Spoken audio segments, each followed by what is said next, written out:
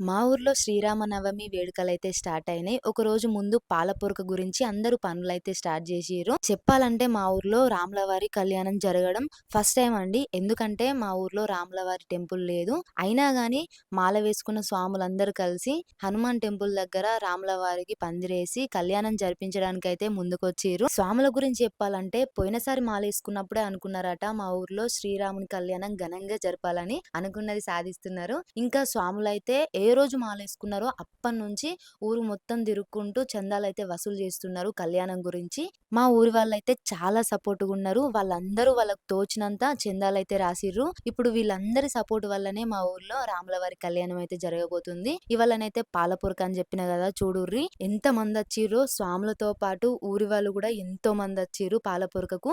వాళ్ళ దగ్గర ఉన్న బండ్లు, ఎడ్ల బండ్లు తీసుకొని అయితే వచ్చిర్రు. ఇంకోటి ఎప్పుడు మర్చిపోయినా మా ఆయన కూడా మాలేసుకున్నాడు. ఇది ఫిఫ్త్ టైమో, సిక్స్త్ టైమో అనుకుంటా. అంతే కాదండి మా ఊరి వాళ్ళు ఊర్లో ఏ దేవునికి ఏసుకున్నా చాలా సపోర్ట్‌గా ఉంటారు. చాలా మంచిగా జరిపిస్తారు కార్యక్రమాలన్నీ. ఇంకా అందరూ కలిసి అయితే గుడి దగ్గరికి పాలపొరకనైతే తీసుకెళ్తున్నారు. మా మామయ్యనైతే ఎప్పుడో ప్రొద్దున లేచి స్నానం చేసి ఇగో మా ఎడ్ల బండి పట్టుకొని పాలపొరకకైతే వచ్చేసిండు. మొత్తానికైతే పాలపొరక తీసుకొచ్చి అయితే దేవుని దగ్గర ఏసిర్రు. అట్లనే హనుమాన్ టెంపుల్ దగ్గర కూడా ఏసిర్రు.